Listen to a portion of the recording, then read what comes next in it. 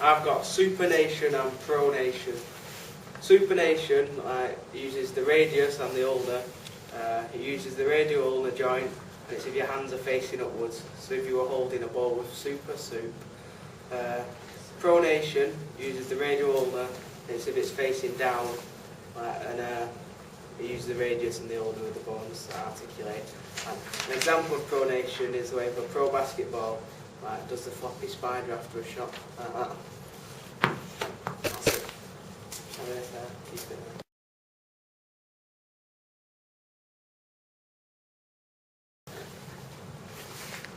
We're doing abduction and adduction. That's abduction, where he's taking his arm and his leg away from the centre line of the body.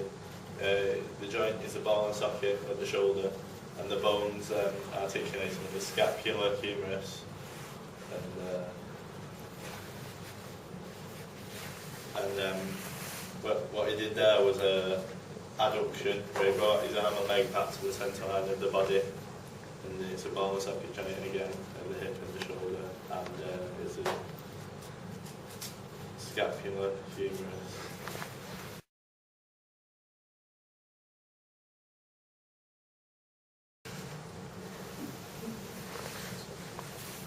Dorsi and plantar flexion. Both of these occur at the ankle, which is a hinge joint. The articulating bones are the tibia, the fibula, and the talus. Plantar flexion is when the feet, the foot, and the toes are pointed downwards towards the floor. An example of this, as Matthew is pointing now, is a kick in a football or a ballet dancer on the toes. Dorsiflexion is where your foot and your toes are pointing towards the sky. An example of this is the downward phase of and cycling, when you're pushing the pedal downwards.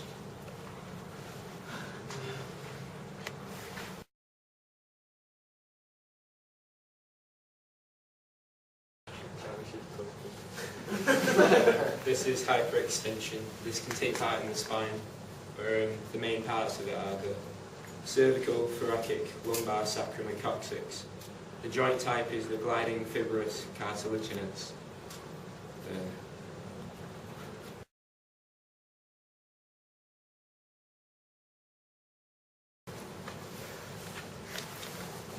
Horizontal flexion and extension happens at the shoulder and the hip. At the shoulder, the hip, the type of joint is the ball and socket joint, and the bones used are the scapula and humerus. And at the hip, it's the pelvis and femur.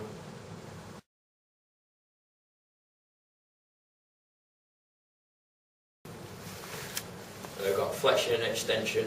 It happens at the shoulder. The articulating bones are the humerus and the scapula.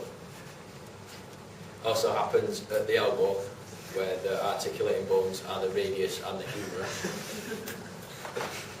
It happens at the knee as well, with the tibia and the femur.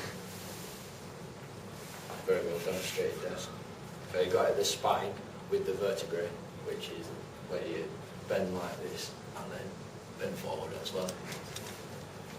We've also got it at the hip with the pelvis and the femur, which are the articulated bones.